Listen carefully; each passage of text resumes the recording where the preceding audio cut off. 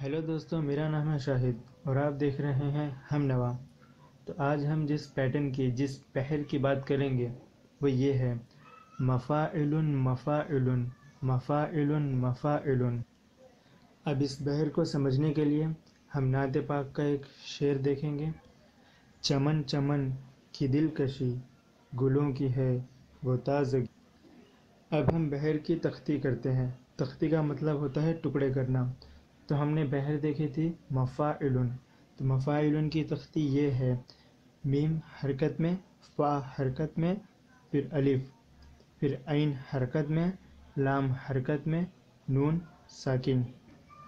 अब हम इसी के अंदाज में नाते पाक के शेर की तख्ती करेंगे। सबसे पहले हम मफ़ाइलुन के दो टुकड़े करेंगे, मीम फ़ा अलिफ एक, आइन लाम नून एक। सबसे पहले हम शेर के 4 हिस्से करेंगे। उसमें हम पहले मीम फ़ा अलिफ का हिस्सा देखेंगे। मीम पर ज़बर ज़ेर इसमें मायने नहीं रखता, इसमें हरकत और साकिन ये मायने रखता है। मीम हरकत में, फ़ा हरकत में, अलिफ हरकत में। शेर के सबसे पहले मिसरे को आप देख सकते हो, चीम हरकत में, मीम हरकत में, नून साकिन। फिर हम इलुन पर आते हैं, आइन लाम नून के हिस्से पर। फिर वहाँ पर चमन है, चीम हरकत में, मीम हरकत में, नून साकिन। ठीक उसी तरीके से नीचे की लाइन में देखिए, काफ हरकत में, दाल हरकत में, लाम हरकत में। जब हम लिखते हैं तब लिखते हैं काफ या की, मगर जब हम पढ़ते हैं तब काफ या की को खींचकर नहीं पढ़ते, की दिल कशी। तो हम जिस हर्फ को जिस अंदाज में पढ़ेंगे तख्ती में हमें लिखना भी वैसे ही है।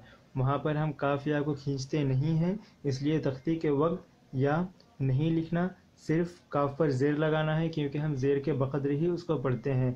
की दिल कशी, की दिल में, काफ हरकत में, दाल हरकत में, लाम साकिन। फिर आगे कशी के काफ हरकत में, शीन उस पर ज़ेर है और आगे या। शेर में दिल कशी में कशी का काफ हरकत में है, शीन है, फिर या है, मगर कशी की या को हम खींचते हैं, इसलिए यहाँ पर तख्ती के वक्त हम या को लिखेंगे। जिस या को, जिस अलिफ को, जिस वाव को, हुर्फ़ मद को हम वहाँ पर खींचेंगे शेर को पढ़ने के अंदाज में, तो उसे यहाँ पर लिखेंगे। और जिस हर्फ को हम खींचकर नहीं पढ़ेंगे उसे यहाँ पर नहीं लिखना। बेसिकली मफ़ाइलुन का ये फॉर्मेट याद रखें कि 2 हर्फ हरकत में, तीसरा साकिन, पूरा यही करना है। 2 हर्फ हरकत में और तीसरा साकिन। अब तीसरी लाइन में देखिए, गाफ हरकत में, लाम हरकत में, मगर लाम के बाद वाव अकेले नहीं, वाव के साथ नून गुन्ना है।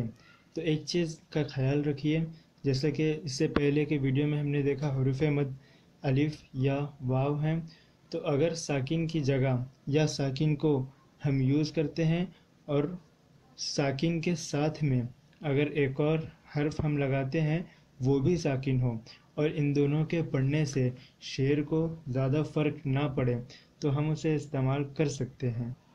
और जहाँ पर हरकत है वहाँ पर हम एक ही हर्फ को यूज़ करेंगे, एक और हर्फ को हरकत के साथ नहीं ला सकते। वहाँ पर साकिन हम मिला सकते हैं, वो हम आगे देखेंगे।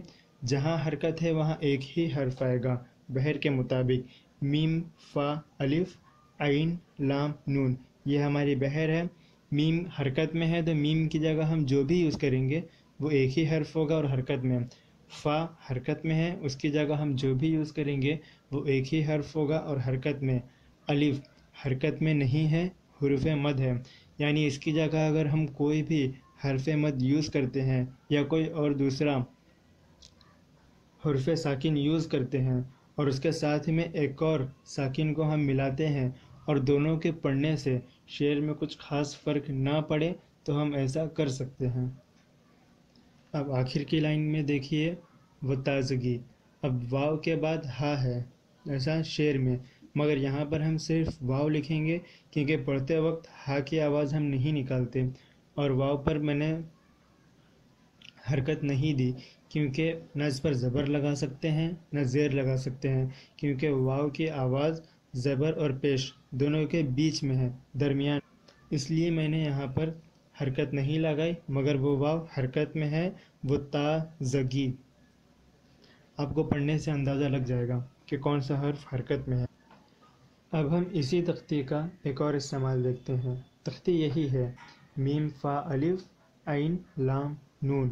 میم حرکت میں، فا حرکت میں، الف ساکن، عین حرکت میں، لام حرکت میں، نون ساکن. تختی وہی ہے، بس اس کا استعمال دوسرا ہے. اس کے لیے ہم حوالے کے طور پر علامہ اقبال کا ایک شعر لیتے ہیں.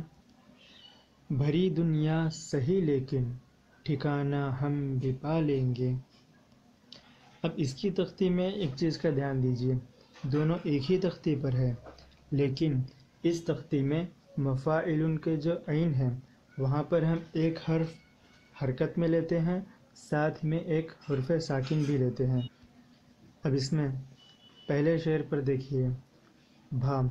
اردو میں با اور چشمے والا ہا یہ دونوں الگ حرف ہے، مگر ہم اسے ایک ہی مرکب مانتے ہیں. با اور چشمے والے حرف کو بھا پڑھتے ہیں، اس لیے اس مرکب کو ہم ایک ہی حرف مانیں گے. مفاعل میں بھا حرکت میں، را حرکت میں، یا ساکن، جیسا کہ اوپر ہے. میم حرکت میں، فا حرکت میں، الف ساکن. پھر آگے علن میں دال حرکت میں، ساتھ میں نون ساکن، یا حرکت میں، الف ساکن. یہاں پر ہر عین کی جگہ پر ایک ساکن ہمیں لگانا ہے، بے تکلفی سے دو بھی لگتے ہیں، ہم آگے دیکھتے ہیں اسے.